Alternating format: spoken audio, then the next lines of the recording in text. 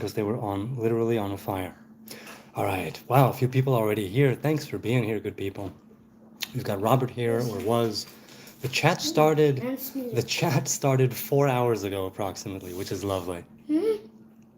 Robert showed up at 5 p.m. Wow. And then BMXers with 7:30. Yeah, at 7:30.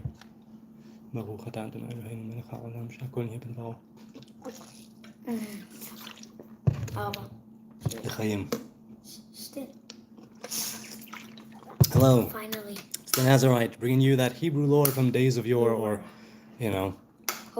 Hopefully, precisely. You always say that. Precisely. Okay, so today, so Robert says, he said it something like 4 hours ago in the chat. He says, Hodu l'Adonai kitov ki le'olam chasdo. Right, which is from the Psalms, part of the Hallel. But be thankful to Adonai, for he is good, and his grace is everlasting, or his kindness is everlasting, le'olam. And that's a lovely, lovely verse in a group of psalms known as the Hallel. And it's very simple. And it once again depends on perspective. You could think of it as so many horrible things going on in the world. How can you say that Adonai's grace and kindness are everlasting? And it has to do, first of all, with the first word, hodu, give thanks. Gratitude, more than so many things, can orient you and guide you and shape your views in such a way where you will be able to see, God willing and through your efforts, that even in such a messed up world, Adonai is tov, is good, ki le'olam chasdo. There is, of course, that revelation of the left, of narrowness, judgment, wrath, and anger. And this right here, Hodu l'Adonai ki tov ki le'olam chasdo, that idea of olam, which has to do with where chesed originates, which is the higher divine revelation. Robert says, BMXers, where did you learn to speak Hebrew? I'm impressed. Yedidiah says, Yom Chamishi equals Mashiach ben David. In Gematria, I'm assuming you mean? Well, again, that's the thing with Gematria. Let's say that Yom Chamishi is the same Gematria. I'll take your word for it. So what does that mean? The fact that it's a Gematria is one thing. Where does it meet you? And where is the significance for you, Yodidiah? Yomarna Yisrael ki le'olam chasdo. Yomruna yirei Adonai ki le'olam chasdo. Yomruna bnei Aharon ki le'olam chasdo. Wow, so many already here. Shalom, said Sneezer at 8 p.m. He says, I keep this tab open because I don't look at the clock enough to be on time. LOL. Well, thank you. Well, that's a lot. Sneezer says, don't talk too much in the chat already. Oh, BMXer said to Sneezer, don't talk too much in the chat already. Let him read previous days' chats first. Oh, yeah. Yes, exactly. I agree, says Yodidio. On that note, let's go to yesterday's chat, where we stopped. Ezra said, Hiram is presented as the chief architect of King Solomon's temple. Yes, Hiram Mitzor. So, between the fathers of Solomon, right, David, and Hiram, who was his father? Anyway, there was a pact between them. And what do I know about him? Not enough. Tzor, which is the up north, part of Lebanon, if I'm not mistaken. That's where they got the cedars from, Arazei HaLevanon. So, I don't know anything about him other than what I've read in Bible, right? I haven't come across enough Talmud or Midrash or Mishnah, oral teachings, that pertain specifically to Hiram of Tzor. But I do love the fact that Solomon gave him cities in the Galilee. Was it 20? And when the king of Tzor saw them, he didn't, they didn't align with him, didn't sit right with him. And he says, what are these cities that you gave me, my brother? I've always found that to be like, come on, you could do better. What's this? You're giving me this? A chutzpah. Tiamat was translated in Hebrew as firmament, rakia, something that divides the waters of the heavens and the earth? I have no idea. I thought, or I heard a thought that Tiamat corresponds to the Hebrew tohu vavohu. And like I said yesterday or a couple of days ago, I heard that in a Dr. Peterson lecture. But no, Tiamat is not firmament. Raki'a is firmament according to Bereshit, Genesis, the story of creation, and not Tiamat. And as I said, I don't offhand recall any modern Hebrew that would correspond with Tiamat or Amat. Amat has to do with, no, you know what? I think it would be reaching. Tiamat or Tiamat, or one word, it changes. But nothing comes to mind, like I said yesterday. Oy vey, said Sirkan. Oy vey indeed, woe to us all. What? I don't know, he just said oy vey.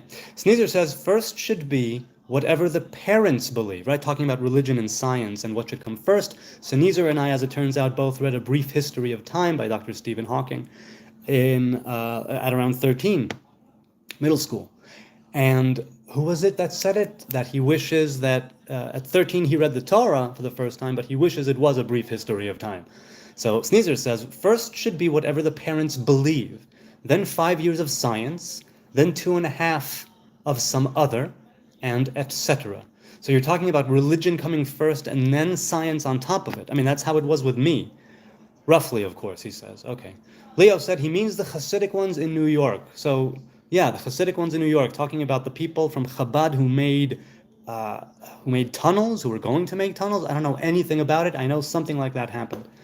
Bloodnose said, God bless Israel and God's chosen people. Well, we're all chosen, and Israelites are specifically chosen for one thing, and other nations are chosen for another.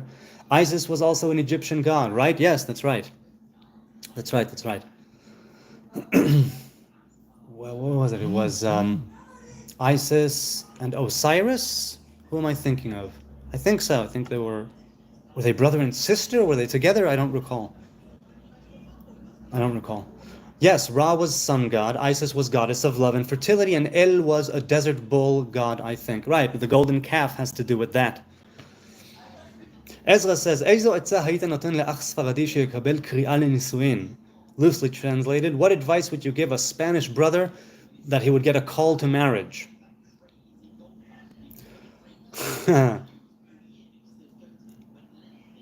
I think that intimate partners, spouses, marriage is such a significant thing that I would have to know a lot more. But if it's me just shooting off the cuff, a Spanish brother, I don't know what that would mean. Spanish in what way? It's from Spain or a Sephardi, or I'm not sure which one you mean. I mean literally geographically Spanish or with tradition. As for being called to marriage, do you mean being called on to marry? Are you not willing to make that move? You want to be called to it? Or is it just a translation from Spanish that sort of was a little mistranslated in the Hebrew? But if it's basically speaking, what advice would you give a brother who wants to get married?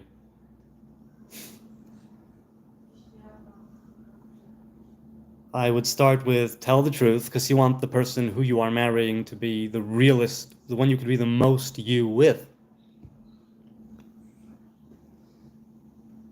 And be yourself is not exactly the same thing as tell the truth. So be truthful. Be truthful and humble. That's it. Truthful and humble, I think that's my go-to with pretty much everything. Not that I embody these, far from it, but it is my go-to. No, proving you are almighty only proves they are more godlike, said Sneezer. I believe he was responding to BMXers with dreadlocks who said that if you are almighty, you are already God. But he says, no, almighty only proves they are more godlike. Nipun Tiagi or Tieji says, hi from Germany. Or he did say, hi from Germany. Sneezer said God is tri-omni, actually all omni, like an omni-compassionate best, omni-empathic. So many omni to consider while exploring infinity. Yes, an infinity of them, verily. Who are the Goyim, asks HD. Goyim is nations. Yisrael are also a Goy. meaning a nation. But when someone says goyim, they usually mean simply the nations that are not Israel, those who are not of the 12 tribes of Israel. That's all it means. Senior Nezer says, I felt it while sitting in church and my mother preaching from the pulpit. I torn between God and science. Right, so that's when you figured, you should have both, but have belief first and science on top of that. Ezra says, Baruch ata Adonai Eloheinu shoter ha'olam, asher bachar banu mikol ha'amim v'natan lanu et haTorah. That is a different variation of the blessing on the Torah, and you say it when you first start to read Torah during the day. It's traditionally said in the morning, in the prayer of Shacharit in the morning, and you say, again, a variation of this when you step up to get an aliyah, read from the Torah scroll, be there when someone next to you is reading. So Nezer says, ultimately, my conclusion, though not really understanding at the time, was that if the God I envisioned couldn't stand up to specific scrutiny, it wasn't God. So you believe there is a sort of degree of proof and evidence that needs to be put to bear on belief. Meaning they should match, if I understand you correctly. Tyler Murphy said, power corrupts. We were talking about government, and someone asked about the state of Israel. And this gave man power for hundreds of years. So of course they keep it going. Yes, but it's something like energy, I suppose, that shifts, but it's unending, so to speak, because power corrupts, but usually those who are corrupted by power and who rule with tyranny, eventually they are thrown down. Eventually they are executed by the people they were oppressing. And yes, people individually keep it going. As for hundreds of years, it hasn't been always the same people in power. So what I'm saying is that it changes. It's a dynamic thing, but it stays constant in some ways. And yes, power corrupts. What is it? The absolute power corrupts absolutely? Something like that? I don't remember who said it. So Nezer says, Tyler, the truth gives power over those who don't understand it. Usually the sell teaching, they sell teachings, he says, thus worshipping mammon, which is wealth or material plenty, cash. So he told him the truth gives power over those who don't understand it. Usually they sell teachings, thus worshipping mammon. So what you're saying is, if I'm sort of inverting it, you're saying that those who do understand and who hold to this truth, they don't sell teachings. They don't sell teachings? Am I understanding that you mean literally selling a teaching in spirituality or Torah or Bible or what have you? BMXer says, and the Lord spake, saying, take out the holy pin, right, from the holy hand grenade, run away! Tyler Murphy says, then others were like, look how much control they have. Let's make one up for our people and our stories. Then we can control them too. Yes, many people say that, well, different systems of control which have power and authority are exactly that. Merely systems of control. The ironic thing is that, at least with the Hebrew faith, it's precisely through Torah, commandments, and covenant that we are able to hold on to that truth. And even if organized religion has done its way with the path, the basis of it is one that is meant to lead you towards truth, on the pursuit of truth, in the pursuit of truth. And so even if at first perhaps organized religion is there to control you, I believe that you can also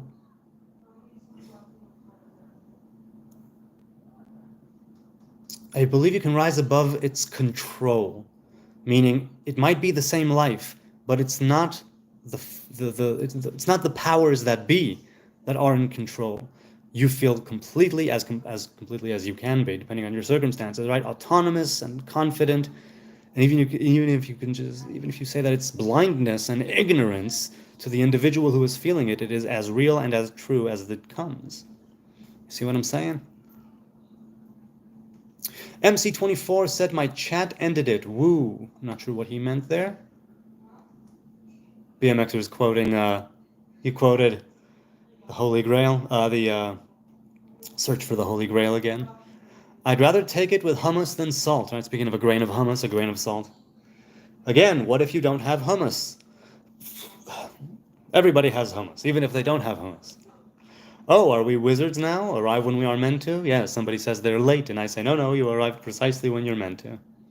Get hummus shopping, BMX. Yes, BMX. We want to see a live stream of you eating hummus for the first time. Again, you don't have to be on camera. It can just be like a top shot from the side a little bit of the bowl of hummus, right? And you dip it with whatever bread you'd want. Fernandez Blagumpi. Blagumpi is a great name. I wonder what it means. Hi, hello, I'm from Indian. Hello, from India. Hello from Jerusalem. Well, it's maybe he's not here now, but hello, wherever you are, whoever you are. I'm reading it now. Sneezer said, welcome. BMXer says, most of us outside the Middle East don't have hummus in the house. Yes, I'm well aware that not everyone has hummus. And yet, everyone has hummus. Bloodnose says, this is the smartest, most approachable, and friendliest dumbass in the Middle East I've ever known. Hey, thanks, I appreciate that. I appreciate the kind words. That was a horrible Corleone. Must retry. I don't recall what Michael Corleone did. Shazad Pathans and rocket launching. Corleone, the dog fodder. No, that's Snoop Dogg. Okay, let's go back to today's chat. It is Thursday. Hello, it's Thursday. And here I am back in the chat. Huh, but he's not live yet, said BMXers. Yes, that's right. It was later today. My boy and I were out. We're out at a bonfire, just him and I, me and the Crown Prince. It was fun. Potatoes and onions and tea, and we met a stranger. He sat by the fire. We shared a cup of tea. It was nice. BMX says, for some unknown reason, because he does not make any shorts anymore. Yes, that's right. I stopped making shorts. I stopped making shorts. Interesting. Bloodnose said, a quick shout out to all the sidewalks out there. Thanks for keeping me off the streets. Bloodnose, keep these dad jokes coming. Keep it coming. Oh, whoops. There goes the chat again. Okay. I want to hear Hebrew lore from days of yore, said Yodidiao, just when I went live. Numbers 10:2, says Robert Harrison. Numbers 10:2. Let's see what that's about, the JPS Tanakh version. Okay. 10:2. And when they shall blow them, all the congregation shall gather themselves unto thee at the door of the tent of meeting. Oh, that's not 2, that's 3. Make 2 trumpets of silver, right? Kesef, beaten work, and they shall be unto thee for calling the congregation. Yes. Is there a question about the verse? What the heck is Yeshurun? Yeshurun is from Yashar, and it's associated with Yaakov, in the same way that Yisrael is associated with Yaakov. But Yeshurun is a name for Israel as a nation associated with Yaakov. כה אמר אדוני עושך ויוצרך מבטן יעזרך, אל תירא עבדי יעקב, וישורון בחרתי בו. Yes, those who go straight, Yashar Yeshurun. He's alive, says BMXers. Ariel says, selfishly pleased to see you a little bit later than usual. Normally struggle to interact with the chat at the normal time. It's alive, he says again. I never read the book. I've seen Young Frankenstein, and I've seen A Frankenstein, one of the incarnations, but I haven't read the book. It's Frankenstein. Max Steel 7 inches. Are you Jewish? Indeed I am. I am from Judah. Well, I'm from the kingdom of Judah. Yeshua was crucified on the 5th day. Okay, I thought that some Christians think that he was crucified on Sabbath. Care to comment on that? Hello, good sir. Hello, John. Who cares? Can you eat a potato raw? Yeah, you could, but it's not good for your digestion at all. Incidentally, in the bonfire, we threw a few potatoes in there, and a couple of them were just almost unedible. I left them there for such a long time. The heat was so intense. I love a good fire. Max, he's Levitish. Ha, Levitish. Read Quran, says Sadaf. No thanks, Sadaf, not today. I'd like to stay away from the Quran for now, but maybe at some point in life I will read it. Blow the silver trumpet, asks Robert Harrison. Well, which one is it? Is it to call only the leaders of the tribes? Is it to call everybody? Is it to move out? Free Palestine, Abdul Rahman says. I agree. Free Palestine from Hamas. Free the Gazans from terrorist assholes. Free the people of the West Bank from terrorism and all of the evil that their brothers are doing there to those people. Leviathan was created on the 5th day. What's Leviathan? Leviathan is thought to be this mythical beast I know. representing, not a Leviathan. Oh, no, It's not like a whale. Oh. That is the word we use, Leviathan. Leviathan in Hebrew is whale. And but it's thought of to be more of an ancient thing. Let's put it that way. And it's said that we will, Leviathan is part of what represents evil in the world. And on Sukkot, right, we mentioned Sukkot yesterday, the Feast of Booths, of Tabernacles, the last of the harvest. And when we leave the Sukkah, traditionally the prayer is that may we next year be sitting in a Sukkah made of the skin of a Leviathan. That mythical beast, right? Leviathan ze yatzarta lesachek bo, that thing which is still a servant of God. In the Psalms, you created Leviathan as your plaything, right? To amuse yourself with, and not in a sadistic way. So you're saying that he was crucified on the 5th day. Leviathan was created on the 5th day. I see what you're saying, insofar as perhaps a follower of Jesus would see it. People think he's the absolute good, and so Leviathan being the kind of absolute evil, if you will, and one against the other, they are set and created, if you will, and released from the physical body on the 5th day. I see what you're doing there. Okay, is that what you were going for? I'm only assuming. Who cares? See who gives a fack. Ariel says, some kid threw a lump of cheese at me the other day. What kind of cheese was it? I turned around to him and said, that's mature. BMXer said to Sadaf, I did. What now? Right? He read the Quran. Tiamat comes from the Emuna Elish. Right, that's the Mesopotamian mythical stories or story of creation, right? Or is it, I don't recall, it's like an origin story, right? The Enuma Elish. Enuma or Emuna? I think it's the Enuma, not Emuna. I think it's Enuma Elish, but correct me if I'm wrong. Sadaf said, why Netanyahu is killing like PUBG? I don't know what PUBG is. I don't know what you think Netanyahu is or isn't doing. The reason that Netanyahu is giving orders to kill is because people around us have once again started a war, and they're going to lose this war, and in war people die. That's why Netanyahu is killing. All Hamas needs to do is put down their arms, release the hostages, surrender, and the war ends tomorrow. I bought the Samaritan talit, says Taylor. It was not cheap, LOL. Samaritan talit is completely different from the rabbinic talit. Samaritans wear 22 white buttons as their tzitzit. So not tassels, but buttons. 22, how are they distributed?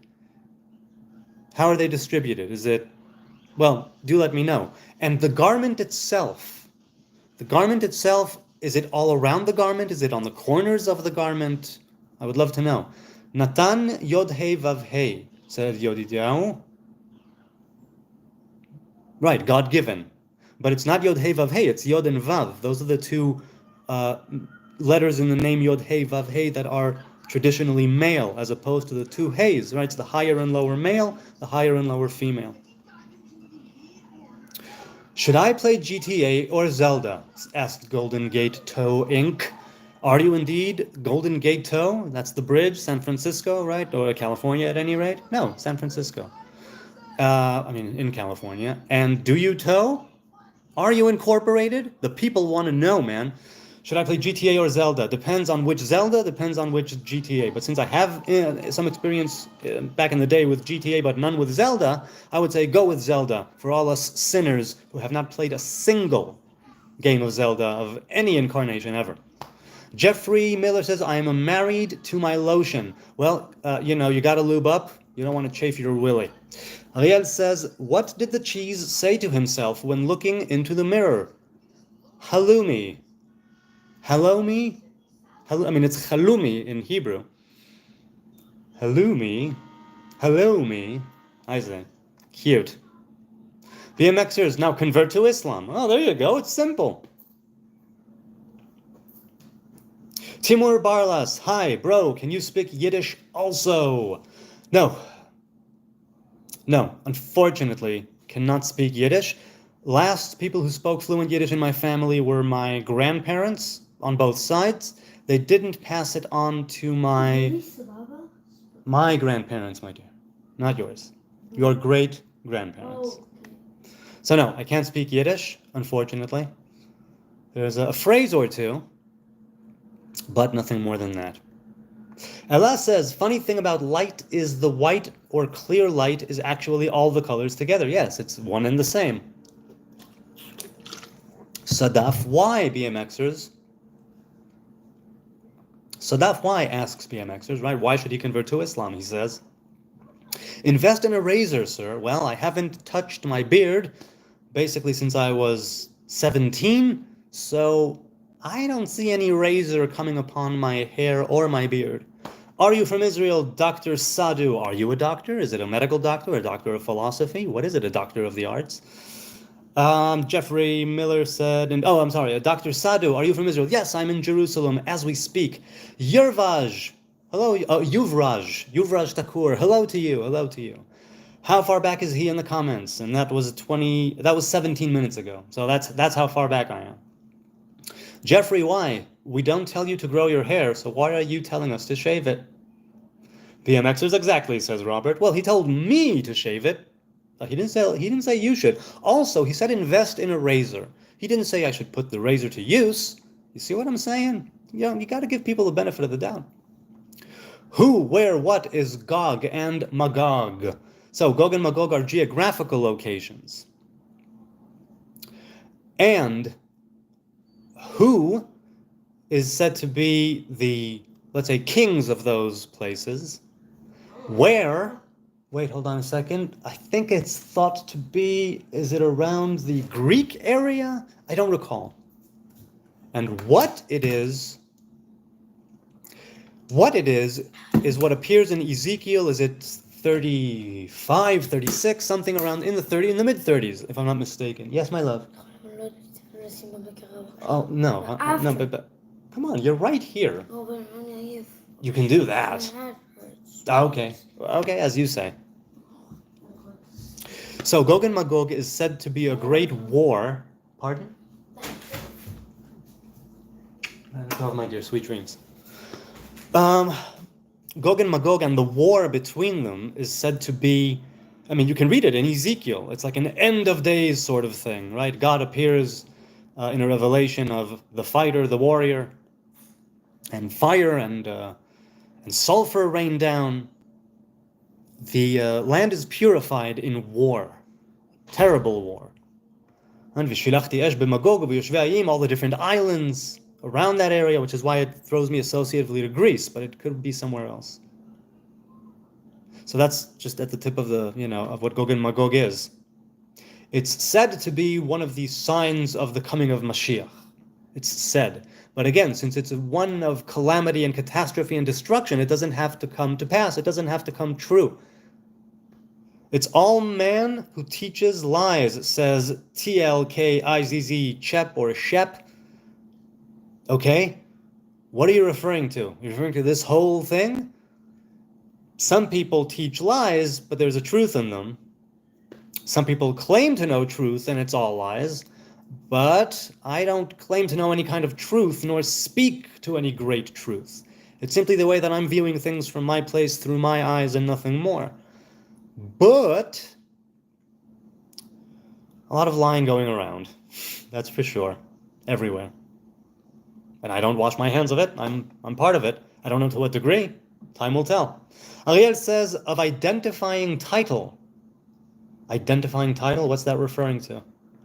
Are you the next Jesus? You look like the Jesus in movies, says Ayano Koji or Kohi. I am not the next Jesus. I mean, I don't know what you mean by that. I'm certainly not a Lord, a Savior, an anointed one. Though I do sometimes anoint myself with oil. You look like the Jesus in movies. I suppose to some degree I do. Salam alaikum wa alaikum salam. Marhaba. Desire Sabra. No need. Up, the chat jumped again. I don't like it when it does that. Here. No need to limit him, says Ariel Marshall. Still not sure what you were referring to then. By the way, I'm in contact as BMXers with 2 Israeli BMXers now. There was also 2 Israeli BMXers with dreadlocks, but one retired and the other one shaved. It's cool though. I don't care what people do with their hair. Nor should you, right? To the level and notoriety of Jesus. Imran bin Said, hello, says, may Allah guide you to Islam. Well, if you say so. One with all, nice to see you again. Satan deserves love and forgiveness. I think if we just take Satan as adversary, that's the literal translation of Hebrew, in the Hebrew, right? Adversary. Or something that, comes against. I think that showing it love and forgiveness on our end is to help it fulfill its task and its goal.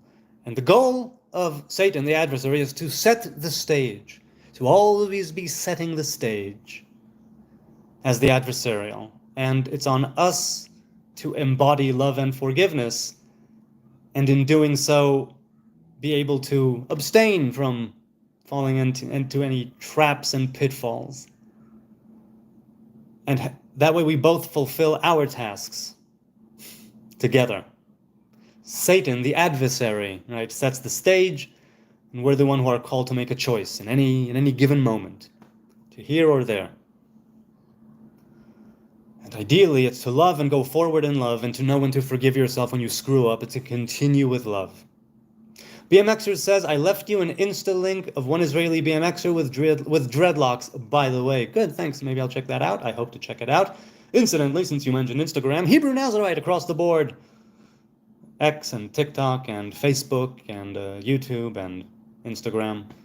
I don't post much, but I'm in the DMs. If you want, hit me up. I was hit up earlier today by an Afghan who wanted to learn more about Afghan Jews and the community in Israel, and I gave him the email of the Afghan Center of the Afghan Jewish Center here in Jerusalem. Let's hope he makes that connection.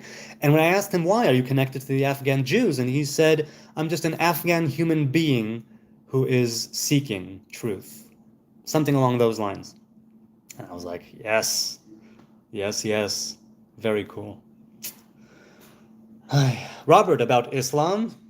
Wait, what did Robert say? Robert said, retracted, so I don't know what he said. One with all, yeah, right, about the hair. No, he rose on Sabbath. Oh, okay, so my mistake. Some Christians, not some Christians say that he was crucified on Sabbath. Some Christians say he rose on the Sabbath, right, 3 days later. That's what they say. Big man, worst case scenario, can we eat halal food? In worst case scenario, you don't have to keep kosher at all. I mean, one of the halachas of of Yom Kippur, the holiday of atonement, and my favorite holiday, it's not far away.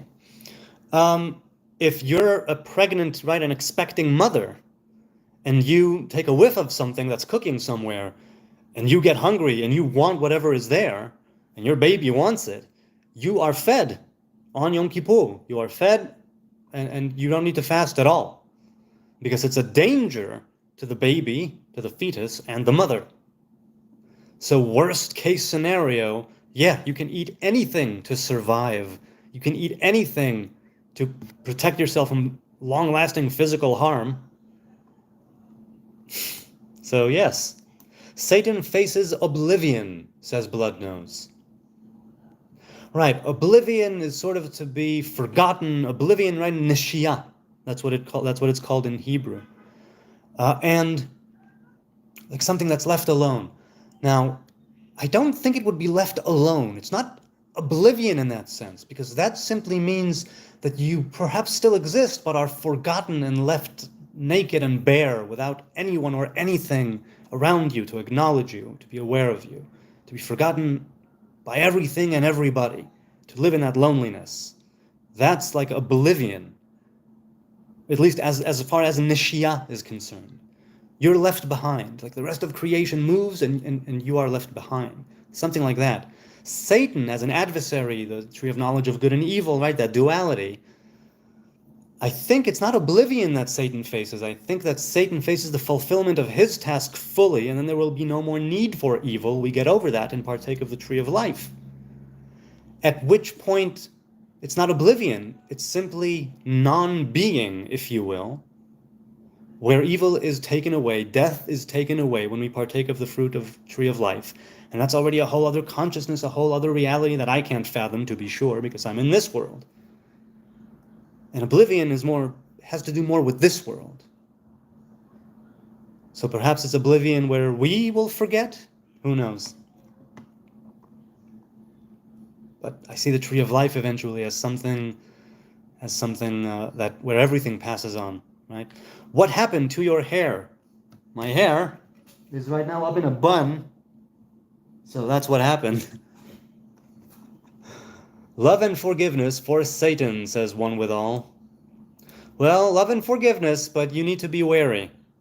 Because many times the adversary will use the very things that you hold dear and near and try to manipulate, again, to set the stage for you to fall prey to, be it desires, ego, whatever it is, and bend that love and forgiveness in a way that's not okay.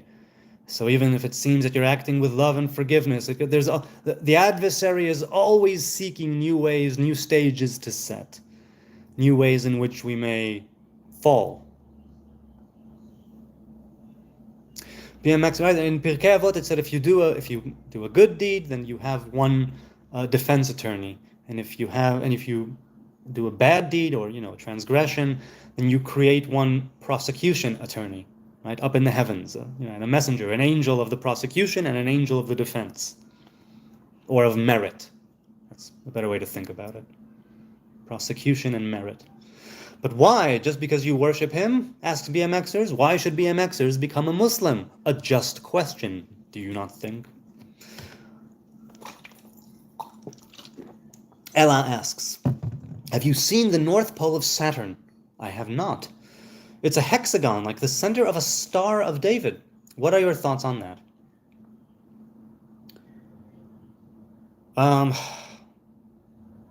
Well, it's the sixth planet, right? Isn't it? Mercury, Venus, Earth, Mars, Jupiter, Saturn. Yes, 6. It's the sixth planet with a hexagon.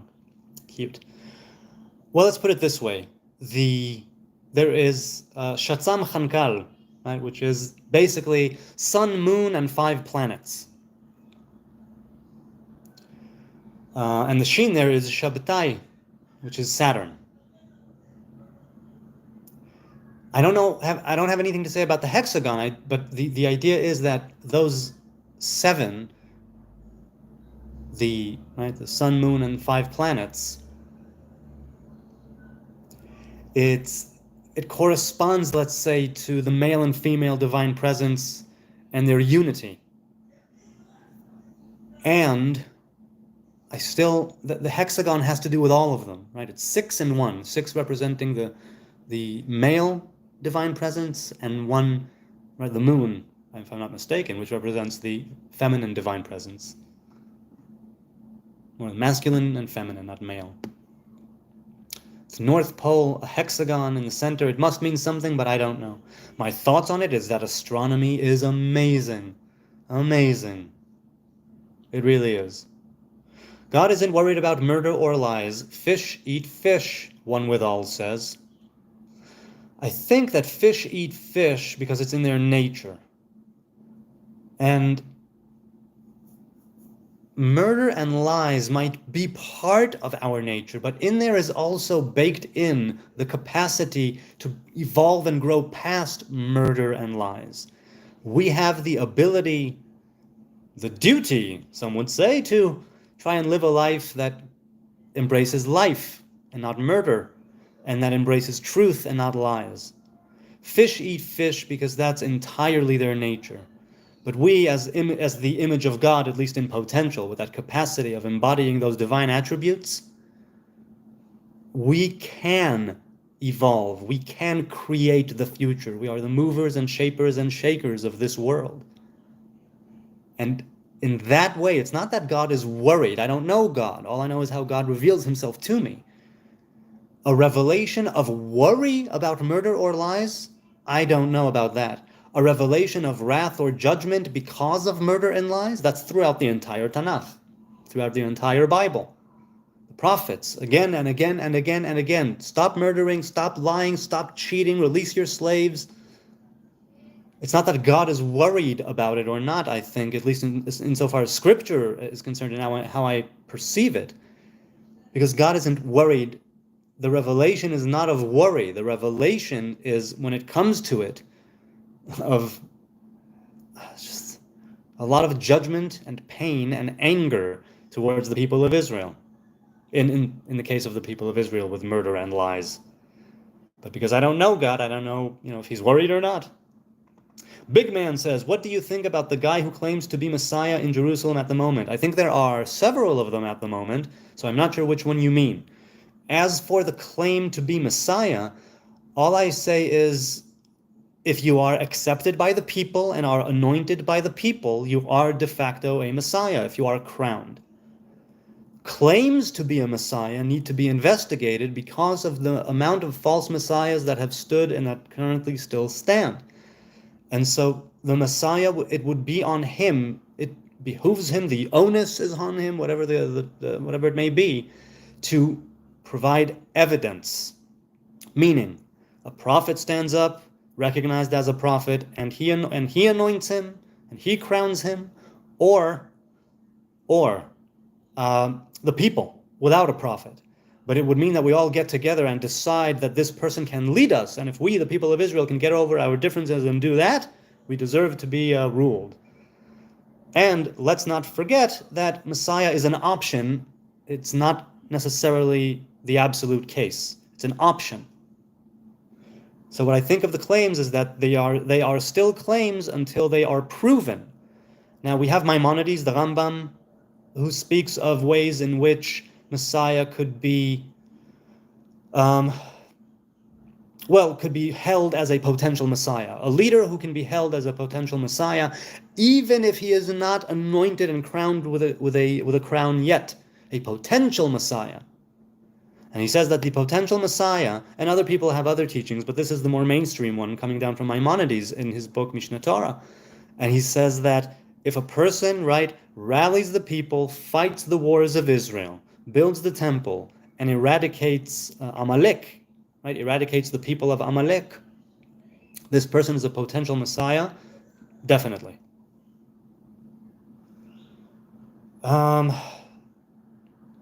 So that's what I think. I think they are potential messiahs if they can get the people together. Because as for a temple, that's an option. As for eradicating Amalek, I don't know who they are now, that's an option. But getting the people together, rallying the people, that is a task that already makes him worthy of being anointed. Just that. Ariel says, what will we do if one day we discover that Leviathan has no fins and scales? I'm not sure what you mean, if we discover that it has no fins and scales. What will we do? I have no idea what we will do. What do you think we will do? One with all says BMXers doesn't really believe in love or God. BMXers doesn't really believe in love or God? What makes you say that? The Truth asks, why do Americans talk so much? It's difficult to tell. I know that I talk because, let's put it this way. I talk if there's something to talk about. Otherwise, I end the live stream right then and there. And I don't know. I do not know. Why do you think Americans talk so much? But you believe in Hasatan, says Robert Harrison. I believe in an adversary that manifests on multiple levels. There's a difference between the halls of sacredness and of Kedusha, right, of Kodesh, of holiness, and between the lower realms, the klipot, as they are known, the husks, the peels, that which you need to pierce or peel away before you get to the fruit. In that sense, there is an adversarial thing. We are in a world of duality, right? Knowledge of good and evil. Ergo, they are at odds. And there's always combinations thereof, but a duality. So I believe in Hasatan insofar as, yes, it's the adversarial element in the world, from the highest angel that represents it to the lower ones, and then to the messengers and the demons, and so on and so on. Coming down here to Amalek, which are seen as the adversary of Israel, which is why we are supposed to eradicate them. But once again, we don't know, I believe, who they are now. I hope that perhaps they were eradicated some other time, so we won't have to do it now. Lord knows we don't need another war. Hamas and Israel are the same people, says One With All. But if by the same people you mean come from the same place, yes, this area of the Middle East, I agree. I agree. If you're talking about that we are the same people as in the same nation, follow the same, have the same set of values, there I believe you are wrong. Ricardo Santos says, not true, Netanyahu said the war wouldn't end even if they put arms down. Okay, in that case, I stand corrected, but that was the case at least until he said that. And I'm not sure when he said it. Can you provide a source? Maybe I'll look it up later. I know that for a very, very long time, that's all they had to do. Whether or not Netanyahu said that, I don't know, but if you're saying that, then it's news to me. So, in that case, I wonder what the end game is for Mr. Netanyahu. Bloodnose says to the truth because they are women. Do you think women talk too much? Voice your opinion here in the chat. Big Man said, my friend is called Hashim. Is that bad? No, Hashim or Hushim or Husham is Dan, the son of Jacob, the tribe, right? The brother. Dan's son. According to Midrash, Hushim, oh, by the way, maybe it's Hashim, which is in a different language, from a different origin. In Hebrew, Hushim is the son of Dan, Hushim ben Dan. And they say, according to Midrash, external teachings, that he was deaf and dumb. But he could run really fast, and he was like a mighty warrior, even though he was deaf and dumb. Wait, deaf and dumb? I think so. He had some sort of impairment, some sort of physical impairment, but his other senses were so heightened that he was like a super soldier. BMXers said to One With All, we're talking about humans, not fish. Humans have a conscience. Animals act instinctively. Yes, I agree. One With All said, I don't believe in Satan, but he deserves love and forgiveness. Okay. BMXer says to One, how would you know what I really believe or not? One With All says, all of life is the same. Eating is instinct. I think eating is a need. Eating is instinct. I mean, I suppose. Yes. Right? The brain sends a signal and boom, you're hungry, you want to eat. I don't know if you can compare us to fish. Fish eat fish, but there's also intent. So yes, we have the instinct, if you call it that, to eat. Right? We have that drive to fulfill that need for nourishment, sustenance, or we die. Now, for instance, in the Hebrew faith, there are times when we say, when we wash our hands and prepare to break bread with grace, with words, right, with a blessing. If we eat something from the tree, it's a specific blessing. If we eat something from the earth, it's a specific blessing. On wine, there's a specific blessing, and so on and so forth. And eating is a need and an instinct, as you put it. The intent behind it is what counts. And this is something where I had a video in my old channel. I don't think it survived, although maybe it did. The video was about Winnie the Pooh. So Winnie and Christopher Robin, are walking, and Christopher Robin asks Pooh, "What do you like to do best?" And Pooh thinks about it, and he was about to say, he thought to himself, and he said, he thinks this, Pooh stopped, and he thought, because even though eating honey was very good, meaning he was about to say that, there is the moment right before you eat the honey. There's the moment right before you experience that which you want. And that moment was better than when you were eating it. So that's what he says to Christopher Robin. That moment, that's the best. And when we take the moment before, let's say, an apple, right? We're holding an apple, and we look at the apple, holding it with our strong hand, right or left, and we say a blessing. It's taking that moment when you already have the fruit in your hand, right when you are about to take a bite, an instinct, a need for sustenance. And you take those few precious seconds before that to give room, not to the physical, but to the spiritual, and to take those moments and stretch them out a little bit and give thanks for the food from the tree, and say God's name, say 2 different names, and then take a bite. That intent, and it exists with many other ways of life, cultures, faiths, religions, this idea of stretching out that moment before a meal, before something, and afterwards giving thanks, gratitude and humility, knowing your place, giving thanks for things. That is not all life is the same. Intent matters a lot, especially when something like eating comes into play, because eating is literally what makes you stronger physically and well mentally and physically, lets you to keep going and live life in order to hopefully turn this franchise around and be a better person tomorrow.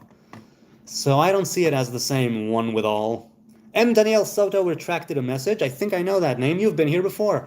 We're all the same people, face palms BMXers, all human biologically. BMXers literally doesn't believe in God or love, says one with all. BMXers does not stay quiet and says, "You're making absolutely no sense at all," one with all. I mean, I don't quite get it. What are you basing it on?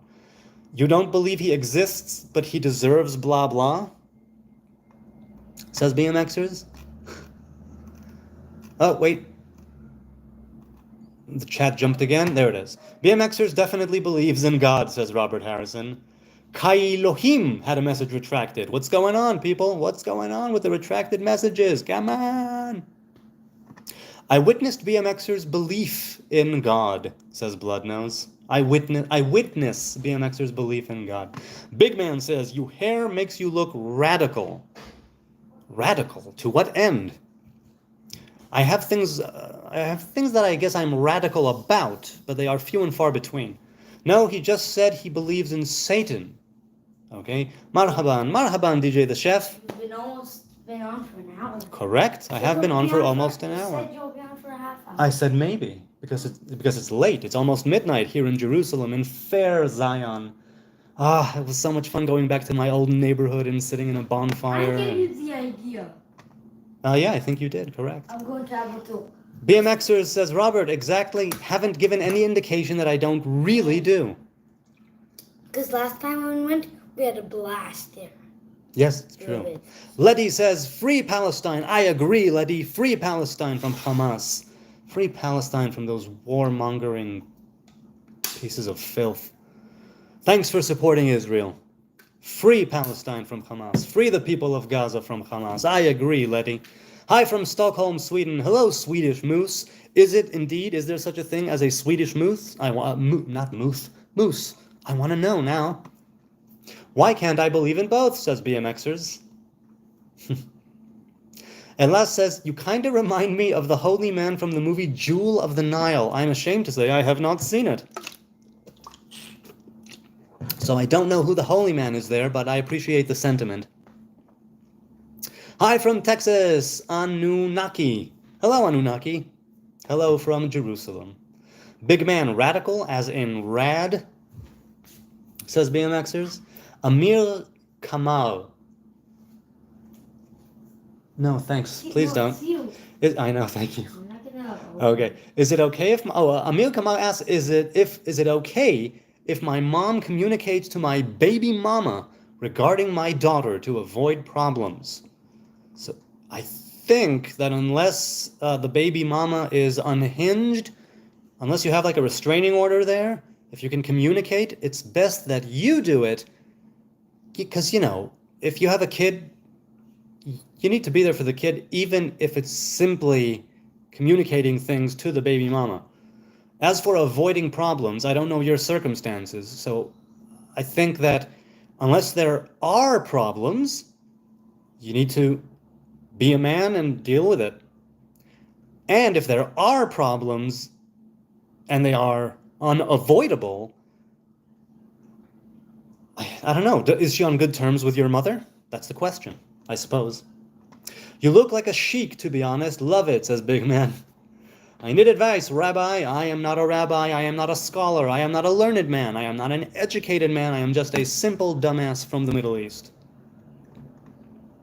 King Shitzi, or Shaitzi, 23 says, is Diddy a saint supporter? Well, if you mean, Sean Combs' Puff Daddy, I have no idea if he is a saint supporter. I don't know what you mean by saint supporter either. Do you mean he supports saints like Catholic saints or Orthodox saints? Do the Orthodox have? Yes, they do. BMXer says the truth. He's Israeli, Israelite, not a American. Well, I do hold an American passport, but I'm not geographically American. Waffle says, you'd think the Jews who are often educated would realize this. Well, here's the thing. I just said it. Indeed, I am not educated. So, too bad. Michael Corleone, hello to you again. La la la la la la la la la la la. Everyone, YouTube, IDF soldiers breaking the silence, eye-opening. So, Michael Corleone, the Godfather, wants you to go on the IDF soldier, the ex-soldiers or current soldiers, shovrim shtika, right, what he said, breaking the silence. And that is people, from what I've understood, who have things to say about the immoral things that Tzahal partakes in of. Once again, I say that this is not policy. It's usually individuals, and sometimes they are executing orders which they are not allowed to execute, but they do so anyway.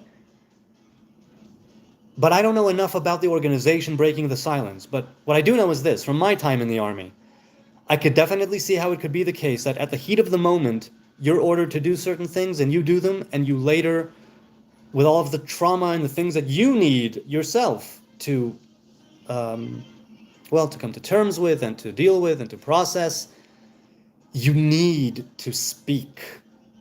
And these are sometimes things that you did that the trauma comes from not experiencing it, but of you being the one who is playing the active part, if you will. I'm not phrasing it properly.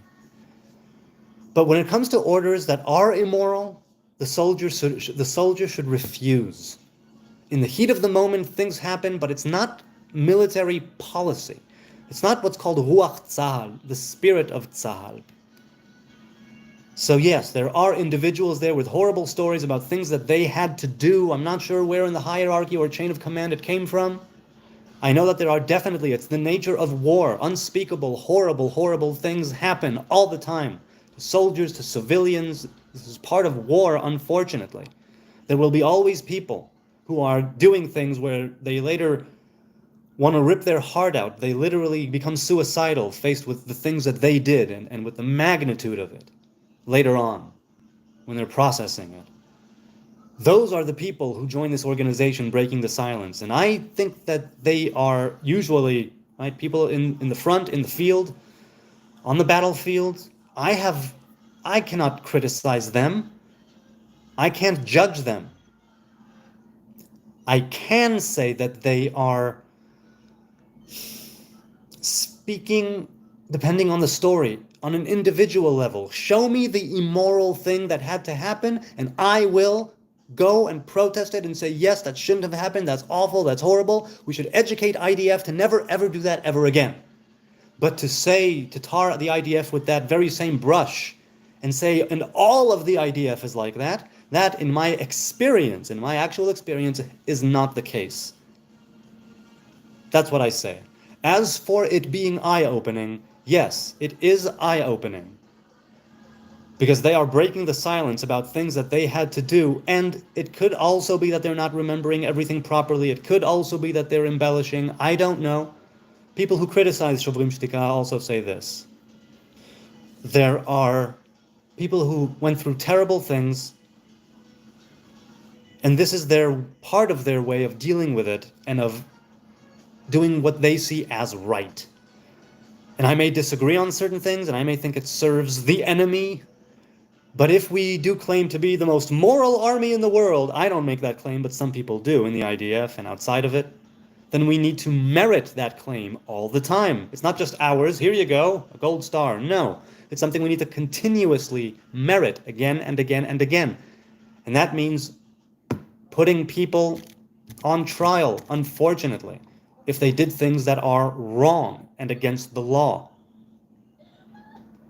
So they break the silence about terrible things that happened, and maybe people should listen to them. And maybe people should open their eyes to the terrible things that the IDF is doing.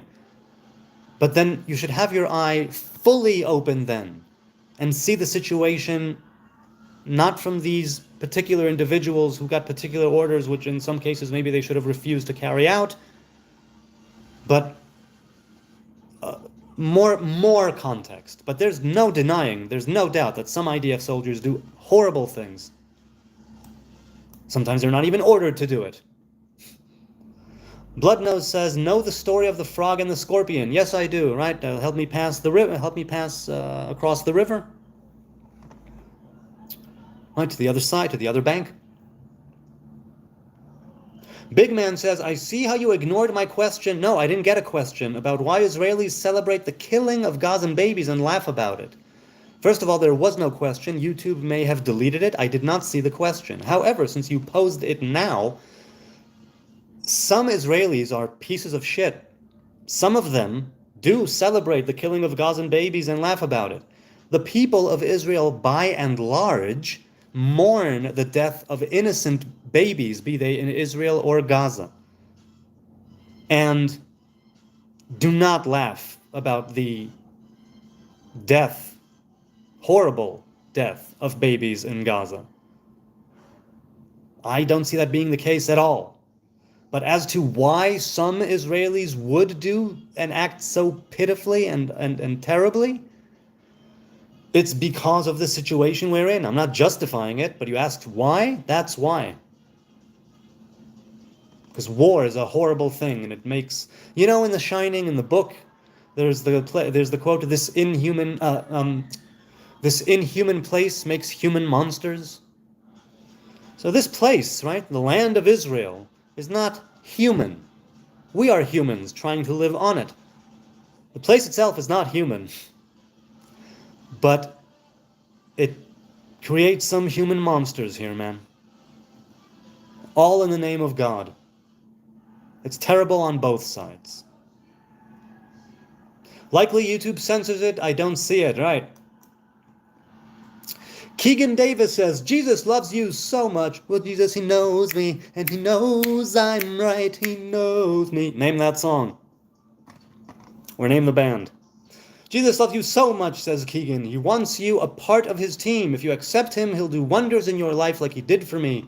All the love here, my friend. Thank you. I appreciate you wanting to spread the good word and share the good news. Unfortunately, Jesus is dead to me. So I do not accept him, and I'm not part of his team, although I do act in certain ways which mirror things that he said in the gospel. So, okay. As for all love, many thanks, I appreciate it. Waffle says, God's not real, don't be cringe. Well, what do you mean by God? What do you mean by real? I do know what you mean by cringe. So yes, please do explain what you mean by God and real, and we can discuss it here in the chat. Or maybe not, it's after midnight. Hello, I am from Turkey. Hello, Omer Kelebi. Hello from Turkey. Hello to you in Turkey from Israel. So Jewish people don't believe in Jesus. Star Akwaini asks. Yes, Jewish people, that is, by and large, the kingdom of Judah, do not believe in Jesus' divinity, do not believe in Jesus' supremacy, do not believe, some of them, that he ever existed, and certainly not that he was an anointed Messiah or prophet. Some Jewish people do believe he was a sage based on things written in the oral traditions, the Babylonian Talmud. So they don't believe in Jesus as in he's my Lord and Savior. Those who do believe that such a person named Jesus of Nazareth existed, they don't see him as anything but a sage and a good man who went astray and who worshipped eventually foreign idols or something to that degree, something which distanced him from the people. Now, the Babylonian Talmud was written and sealed, rather, in the 3rd century, if I'm not mistaken, or maybe it was the 4th century of the Common Era, right, the Christian calendar. So I'm thinking by that point, the sages of the Talmud who sealed it and who wrote different things about characters named Jesus, a few times he appears there, they didn't see things too favorably, and they probably didn't see Christianity too favorably either. So, and then there are those who call themselves Messianic Jews. Messianic Jews, in my understanding and in my discussions with them, are those who follow the Torah and its commandments, but who believe they differ from the Jewish people in the belief that Jesus was Messiah and will return. But the ones I know don't attribute divinity to him, but simply he's like an anointed king that died and rose. If I'm not mistaken, they believe also that he was resurrected. And some people don't some Jewish Orthodox or others, I don't know who, conservative reconstructionists, reform, some don't consider Messianic Jews to be proper Jews. And the ones I've spoken to and with, there's a split there. I see a split there as far as I'm concerned. But these people manage to see Judaism from a Messiah point of view, as he called it, as one Messianic Jew called it. Star Aquani says, thank you. Got it, man. So the people should decide for God. I'm not sure what you mean by people should decide for God. I know that we are co-creators here in this universe.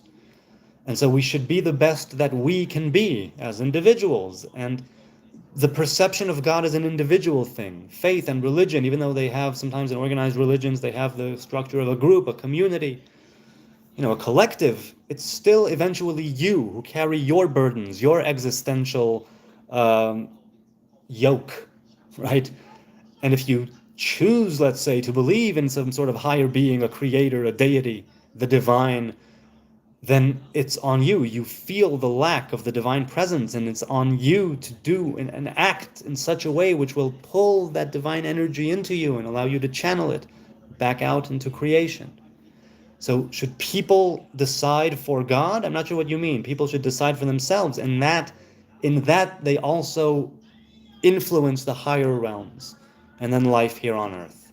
Otter with the Palestinian flag. Good for you, Otter. Thanks for supporting Israel. BMXer says, Star, some Jewish people do, some Jewish people believe in Buddha, some in Hare Krishna. Star Aquinas says, freedom of speech, ha ha ha. Chicken Man, hi Chicken Man, says, I have a beard, but I'm not Jewish. Am I a piece of shit? No, you are not. I don't think you are, not based on those, not based on that anyway. If that's the metric, then no. No, you are not. But what kind of beard do you have? Do share. How long have you had a beard, Mr. Chicken Man? Trump 2024 says Monty H. Well, what do you people think? I don't have a horse in this race. What do you people think? Who's it going to be? Who's it going to be, Republican or Democrat? Sneezer says Amalek is recognized as the grandson of Esau, essentially grandparent of the Arabs. I believe that the Arabs are more closely associated traditionally with the kingdom of Ishmael, not Esau. But recognized by whom? Can you elaborate on that? Ariel says, in regards to the Messiah of written record, Ariel says he has to be accepted by everyone, but different Jews express different opinions in regards to who is and who is not a Jew. Some Jews may only ever consider God their Messiah. Maybe. And there is something to that, even though we don't anoint God. It's said that there is an angel that takes the prayers and he's, he sort of elevates them, and he doesn't look to where they go. You know, he's working and not seeing to where they rise. That's something which he cannot perceive. That's where his perception ends. Ariel, Sneezer says, Ariel, that is essentially to say God cannot convince those few. Can you elaborate, Sneezer? Ariel says. Sneezer says, if some people will never accept any as Messiah, then that is to say God could not convince them otherwise. Well, I'm not sure what you mean convince them otherwise, because, again, Messiah is not a necessity. It's something which may or may not happen. But I don't think it's a necessity. We can do without it. And that's part of what Samuel tells the people. And he says, Adonai is your king, and you have now chosen a human king. This is not a good thing, people of Israel. But since you have done it, here's how it goes down, and this is what you should do. Now, the king is mentioned in the Torah, right? Som tasim alecha melech, right? You shall put a king over you. However, it's not a commandment according to most, I think, of those who enumerate the 613 commandments, but it can be either, take it or leave it. But if you decide to anoint a king and crown a king, here's how you do it, here's what they can do, here's what they ought to do, here's what they ought not to do, right? Which is not have too many wives, not have too many horses, not go back to Egypt, have a Torah scroll which the priests, the Levites, write, keep one with him and keep one tied to his forearm, or forearm or bicep, his right one usually, and to keep reading it, always be reading the Torah, just like the rest of the people of Israel, in order for him to stay humble, sit down. I say that a lot recently, but it's associative now. But yeah, humility. If some people will never accept any as Messiah, then that is to say God cannot convince them otherwise. Convince them. I'm not sure I get what you're saying. Big Man says, I'll be honest, you seem like a very open-minded, learned person. Subscribe to you. Appreciate the vote of confidence, man. You actually seem someone genuine compared to most Zionists that don't want to acknowledge anyone else's opinion. What's a Zionist? It's somebody who wants to see the people of Israel in the land of Israel doing their Israelite thing. Well, I appreciate the kind words, and I try to be open-minded. Some have claimed that I'm so open-minded that my brain has fallen out. So that's okay. Ariel says, I am not saying God cannot, just saying I don't personally take these writings as gospel, so to speak, and I do not know the entire future personally, right? Nor do I. Ariel says, I can't claim to know the will of God, only what God wills me to know, so to speak and think. So okay, that Ariel said that to Sneezer, and he says, Ariel, exactly. Eventually, God wills us to agree, understand. Right, but so do we have any effect on how fast, how near, the magnitude of the revelation through which we agree and understand? Do we have a say in it? Do we control it? Can we manipulate that channel of energy that is bringing it into us? That's what Torah and commandments are about, right? Widening our consciousness, widening our perception, doing good, being humble, and in doing that, being able to channel more divine revelation and energy as we become more like the divine attributes, right, in the tree of life. Ariel says, God is more than capable to trick me at any moment if God wills it. Right, wasn't that Descartes who said that there's the demon, right? How do you know that it's not just a demon who's fooling you, who's pulling the wool over your eyes? How do you know when you've found something true and real? If God could trick you at any moment, who's to say that God is not a trickster, right? Like Loki, who is simply pulling the proverbial wool over all of our eyes. Who's to say? That calls into question what is real, what is reality. And that's also why I have a solipsistic side. Yup, says Sneezer, but God doesn't trick. God teaches, knows what of truth we can handle at a given point. What level of truth. He knows what level of truth we can handle at a given point. Right, because too much of a good thing can do things that are not good, much like too much oil can burn out the candle. or can extinguish the candle or the lamp. So Nieser says, most people cannot handle the truth right now. You can't handle the truth. What a great movie. They are all Messiah. The truth, right now, they are all Messiah, all potential Messiahs. Think I am going to disagree with you on that one, Sneezer, Ariel says. On God never tricking us. Ariel, that's Satan's job, said Sneezer. Also Loki and many others, right? Ariel says, if God makes me think something is the case, and it turns out that this is not the case, then in my mind this would be God tricking me through my own perception, for example, if you understand my point of view. So Nieser says, yes, but that won't be God making you think it. It'll be you misunderstanding God, the first part of learning. It takes time to understand God. All things take time, and all great things take a long time. However, there's an outlier to that. There's an exception to that rule, where the Zohar speaks of tshuva, of returning, of repentance, at many points. But at one point, the Zohar says, "Ashreim ba'alei tshuva." Right. Well, in the Aramaic, it would be "Zakaon ba'alei tiyuvta," right? Which means joyous should be the ones who repent, who return. For in one moment, they cross over, let's say. What is it? Beregah echad. What's the precise? Well, let's put it this way. Great things like repentance, returning, sometimes it can be like a bolt of lightning.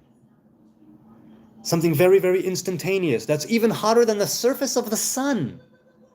A blink of an eye, but it's there. It exists here in this world. And that flash of lightning can be the nanosecond in which the switch turns in your brain. And you decide from that moment you are a changed man. And you never ever go back to doing what you were doing before that you wanted to let go of. You don't do it ever again. That sort of tshuva, that sort of returning, that sort of repentance, it can be like a lightning bolt. But mostly, yes, things take time. All things take time, and great things take an even greater, perhaps, amount of time. Don't despair of greatness. So Nieser says, though God can significantly reduce how much it takes, possibly even eliminating it at the right moment, for example. Right, but is that driven by our actions, right? So I hope you're answering me at some point. I'm still 17 minutes behind here. Ariel says, so God tricked me into misunderstanding God?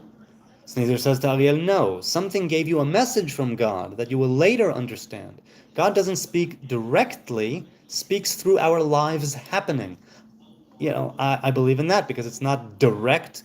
There's what's called in the Bible and in Midrash and in the Kabbalah, aspaklaria ha'me'ira ve'aspaklaria she'eina me'ira, meaning it's sort of a mirror that is illuminated and a mirror that is not illuminated, and it has to do with how you perceive prophecy, how you literally accept it, and how you see it, the lens through which you are looking at that vision. Right? Or the mirror in which you are seeing the reflection of divinity, the divine attributes that are trying to show you something. The place that you are looking at in your mind's eye, it can be sort of polished and clear and very illuminated, or it could be dark and difficult to discern. The prophecy of Moses, for example, as it's said in the Torah, is like as if it's face to face, mouth to mouth. Illuminated as illuminated can possibly be. The most illuminated revelation of the divine.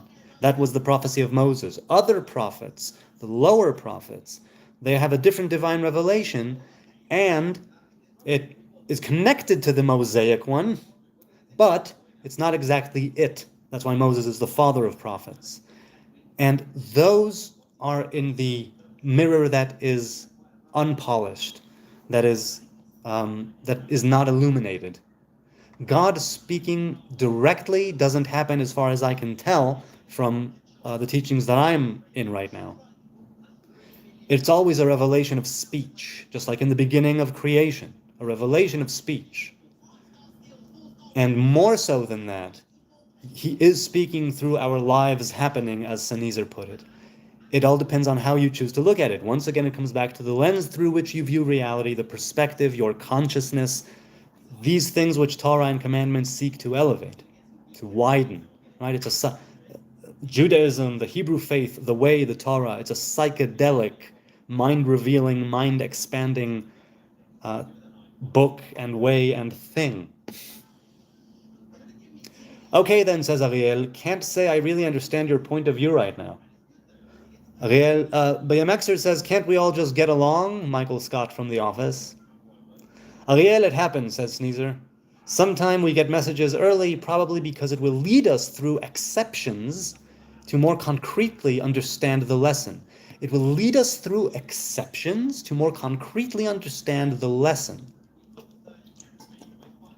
You get a message early because it will lead you through exceptions.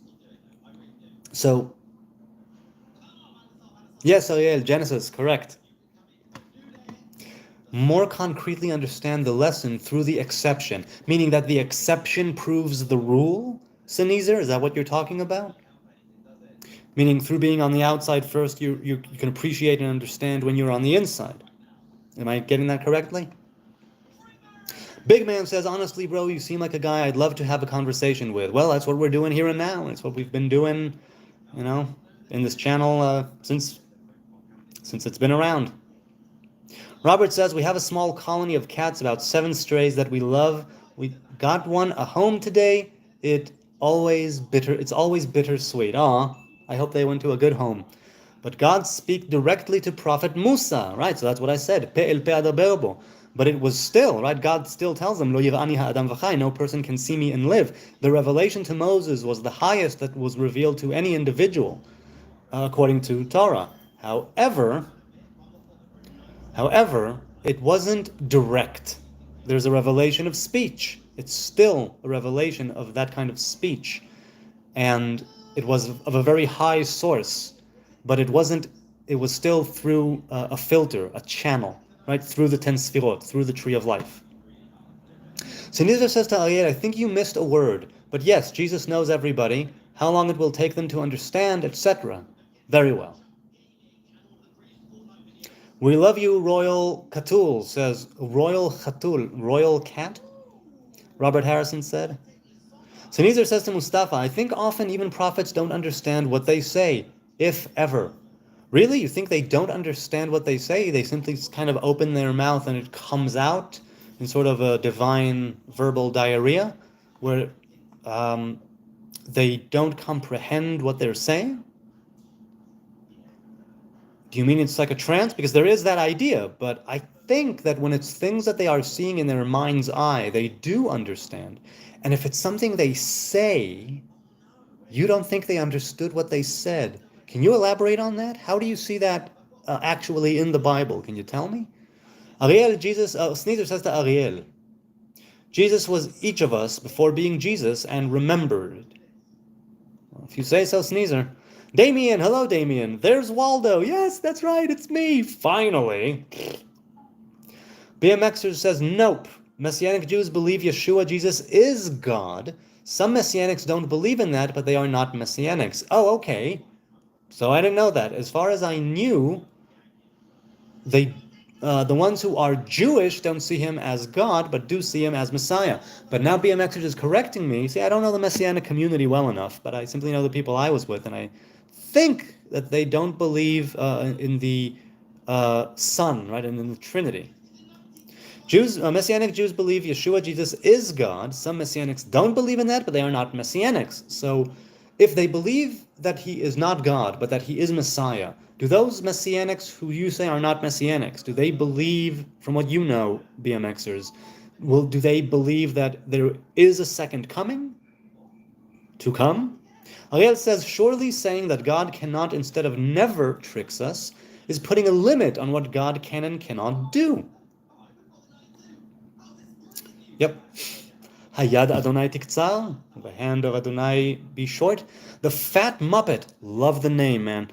The Fat Muppet says, imagine if instead of brushing our teeth, we freeze our dodo in sausage shape and deep throat ourselves with it every morning and evening. Cute. Instead of brushing our teeth, we freeze our dodo in sausage shape. Well, I think dodos are extinct.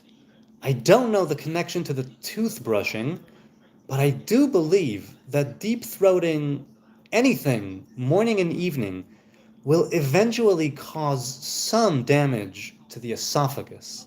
And you want to be careful with your body. You're fragile, all right? Obviously, there's a time and a place for deep-throating. However, morning and evening, some people have skill, and they can take it. But it could tire out the old, body there. So you got to take it in measure. Know your limits. Okay? Ariel says, Sneezer says to Ariel, exactly, God can trick us, but that's generally not very loving. Well, look, let's put it this way. He says, is it to Yirmiyahu, I think? He says, speak to them. They won't repent. They won't listen to you. I have hardened their hearts. And Elijah on Mount Carmel, before he asks that the fire comes down, when he's praying his prayer before the fire comes down with him against the prophets of Baal on the summit of Mount Carmel. And he says, let them know that it's you who have turned their hearts backwards. Ata hasibota et libam achoranit. And once again, there is the idea of taking full responsibility over your life and your actions. Full responsibility. And in doing so, you liberate yourself from that very responsibility, because if you do both things simultaneously, you can find that the things that you are in charge of, okay, after it's done, not done, if you gave it your best and you take responsibility for it, many times you are able, when things are said and done, to say goodbye to them and to say it was the will of God. At that point, you say it was the will of God. It's, again, part of being that co-creator, right? Made in God's image. We are also creators, like God is the creator. Recognized by Wikipedia, for example. Okay, so wait, you were saying recognized, where was it? Where was it? Recognized by? I forget what you were saying there. I'm not sure. I don't remember what I was saying at the time. I'm sorry. I asked you recognized by who, but I don't remember right now. And that means that I'm tired. And no wonder it's been an hour and a half. It's dude, you need to get to sleep. It's 12:30. You're watching TV. You take advantage of my live streams, good sir. That's irrelevant. Come on, you know what you did. Okay, so I am going to say goodbye and good night from Jerusalem. Thank you all so much, those who are watching now, those who are watching later. I don't take it for granted. You take time out of your busy and eventful day, where you got things to do, and you take the time to be here with me, and I deeply appreciate it. I hope there was some value in things that were said here. The chat, you guys, lovely. The regulars, the newcomers, the new subs, the old subs. I do appreciate every like, every view, every comment, and it's really a wonder to be able to sit here with you, to converse with you, to learn from you. Right? Once again, we're doing it here together, and it's a wonderful thing. So maybe tomorrow, maybe Saturday night, hopefully Sunday night. If not on Friday or Saturday night, then or Friday and the Saturday night, then perhaps on Sunday night I will be here once again for a live stream. Hebrew lore from days of yore will continue this chat and maybe even other chats, because presumably then I'll be on time, usually at 9 p.m. Jerusalem time. Blah blah blah blah blah blah blah blah blah blah. Good night.